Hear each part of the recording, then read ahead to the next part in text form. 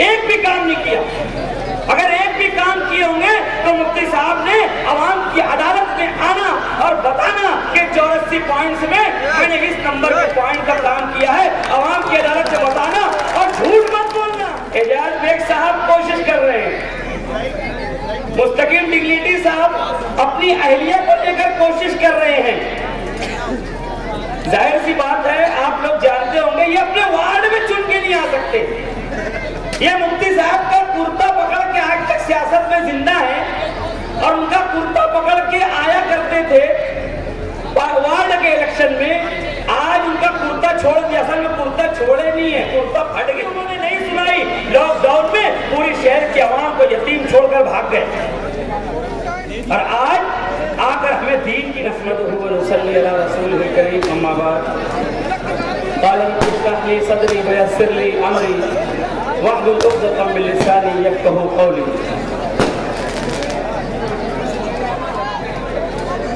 आज के इस अज़ीमुश्शान इंतखाबी जलसे आम के सदर ज़ैनुद्दीन बीए साहब,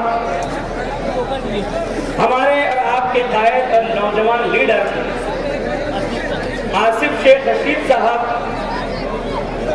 मंच पर मौजूद तमाम पार्टी के, इंडियन सेकुलर पार्टी के तमाम ओहदेदारान और जिम्मेदारान, बुजुर्गों, नौजवान दोस्तों और जहां तक मेरी आवाज जा रही है माएं और बहनें, असेंबली इंतखाबात का ऐलान हो चुका है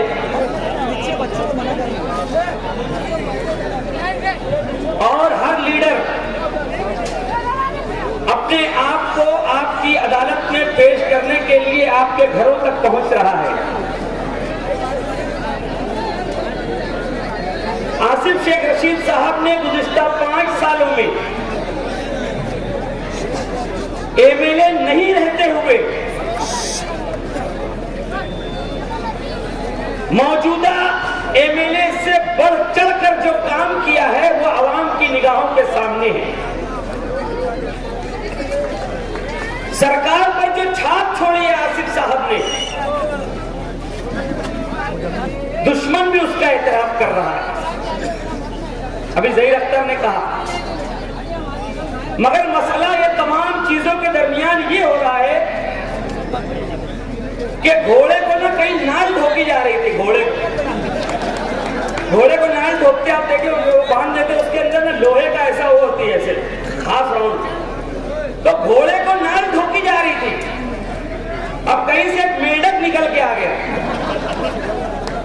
देखा हाथ बांध के क्या हो रहा है, पूछा बोले क्या हो रहा है, बोले ये घोड़ा है, इसको नाल ठोकी जा रही है।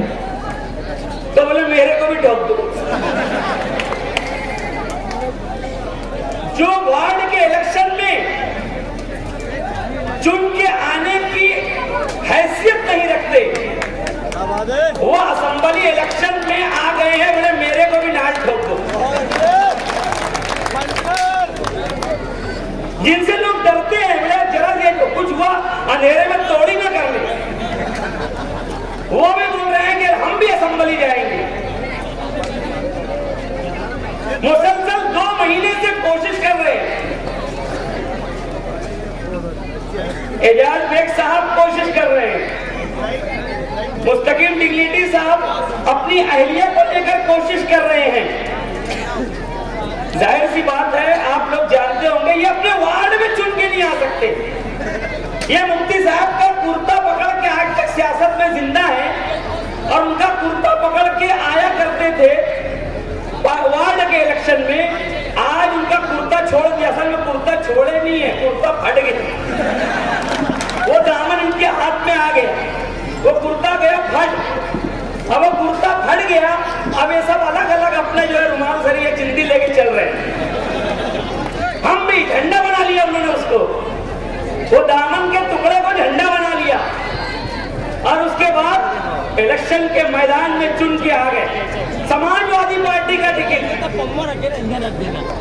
एक हजरत बोले मेरा एबी फॉर्म माजिद लेकर आया है, अभी लेके बैठा खीसे में है, अब पता नहीं उसने कितना लेके दिया। जाहिर सी बात है, ऐसे थोड़ी दिया होगा एबी फॉर्म उनके हाथ में, बहुत ढेर पैसा बाकी है।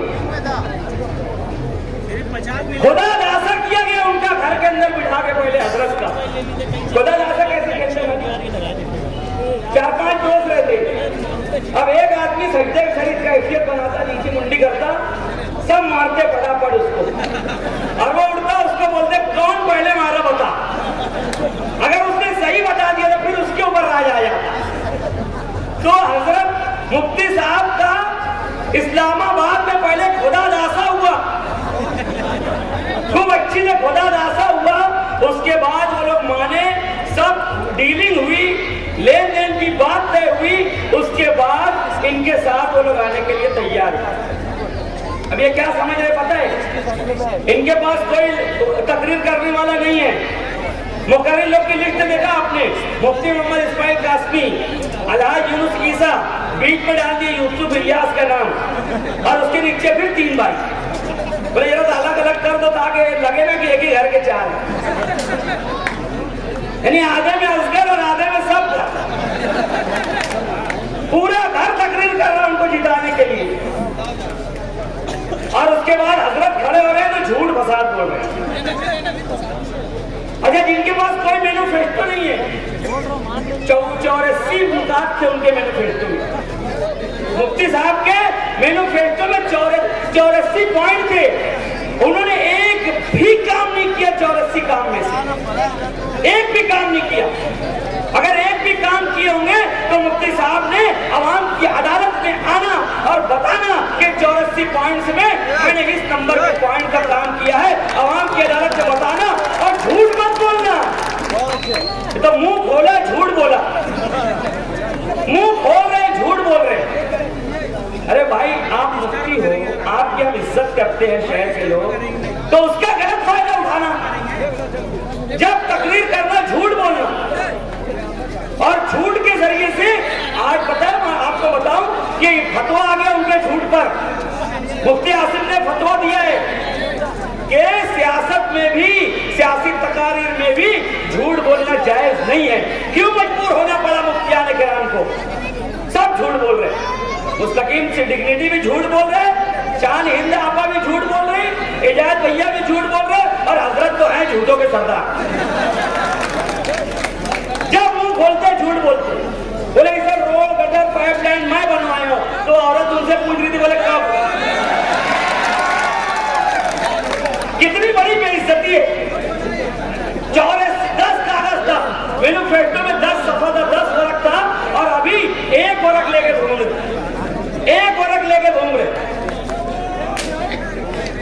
तो जब हमारे शहर का लीडर, हमारे शहर का आमदार इस तरीके से शहर को धोखा देगा, इस तरीके से झूठ बोलेगा, इस तरीके से इधर उधर की बात करेगा, तो कैसे इलेक्शन में उसको मुकाबिल समझा जाए? आप मुझे जवाब। इलेक्शन लड़ रहे हो, अरे मैनिफेस्टो में बात करो। आपने जो वादा किया था, आपने उसके ऊपर कितना अमल किया, ये अवाम की अदालत में बतलाओ। आगे आपका क्या करने का इरादा है, ये बतलाओ। उसके बगैर किस तरीके से आप इलेक्शन के मैदान में आ गए हो, आपको शर्म आनी चाहिए। हुजूर सल्लल्लाहु अलैहि वसल्लम की जिंदगी हम लोगों के सामने है, और उसके बाद मुफ्ती साहब की जिंदगी हमारे सामने है। हमें अफसोस होता है, खून के आंसू होता है दिल, कि कैसे एक आलिम दीन गलत रास्ते पर जा रहा है और पूरे शहर को गलत रास्ते पर ले जाने की कोशिश कर रहा है। यमन के लोग हुजूर की खिदमत में आए, और हुजूर की खिदमत में आके उन्होंने कहा कि आप हमारे लिए कोई गाइड, कोई मुबल्लिग, कोई रहनुमा, कोई गवर्नर बना दो हमारे साथ। हुजूर सल्लल्लाहु अलैहि वसल्लम ने हजरत मुआज बिन जबल रजी अल्लाह तआला अन्हु को बुलाया।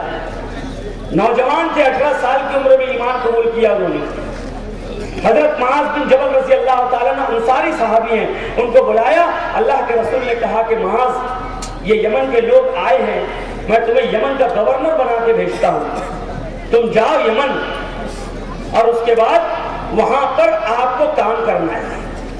देखो गौर से सुनो, हुजूर का रवैया, हुजूर का तरीका, हुजूर का उसवा, हुजूर की नसीहत, और आज हमारे मुफ्ती साहब के तमाम कारनामे जो आज पूरा शहर देखकर हैरत से दांतों में उंगली दबा है।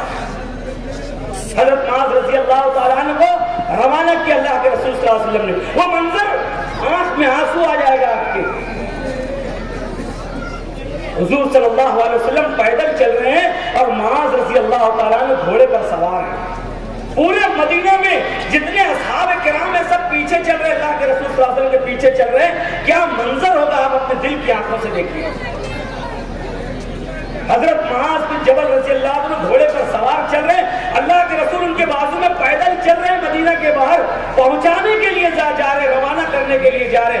4 नसीहतें अल्लाह के रसूल सल्लल्लाहु अलैहि वसल्लम ने की थी। आप उन नसीहतों को सुन लीजिए और मुफ्ती साहब के तरीक़ेकार को उसके ऊपर लागू करके देख लीजिए। जमीन और आसमान का फर्क है। मुआज़ लोगों के लिए आसानियां पैदा करना। क्या किया अल्लाह के रसूल ने नसीहत की पहली? है मुआज़ लोगों के लिए आसानियां पैदा करना। दूसरी नसीहत की कि ऐ मुआज़ लोगों के लिए मुश्किलात पैदा मत करना।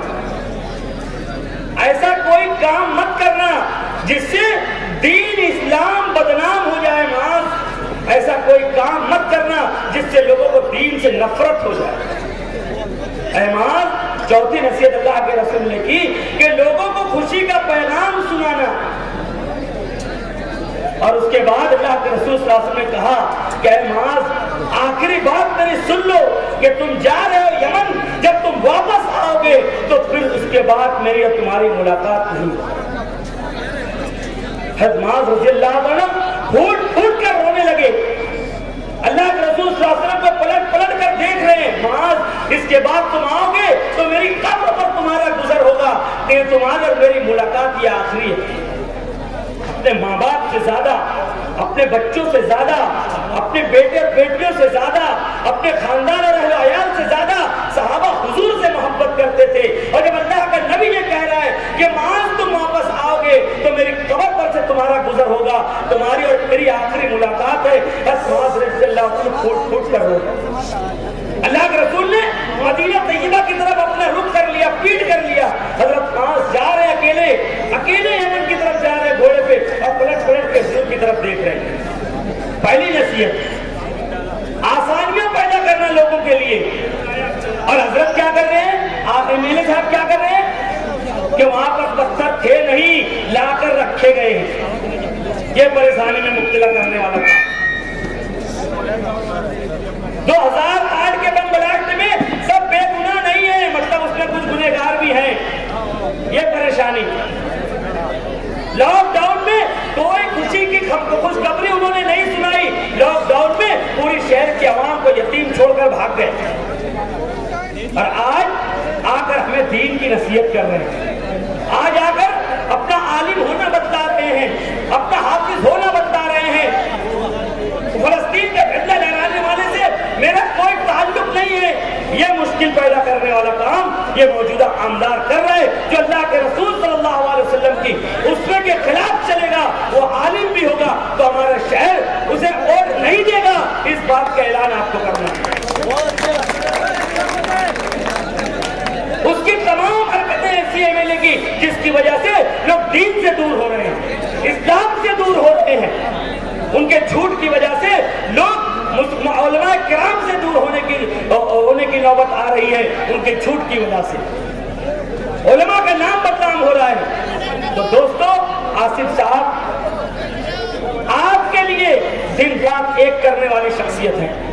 किसी के आलिम होने पे मत जाना, आसिफ साहब के काम को देखो और आसिफ साहब को और दो। मुफ्ती साहब को बोलो कि आप 5 साल आराम करो। खुदा हाफिज़। अस्सलाम।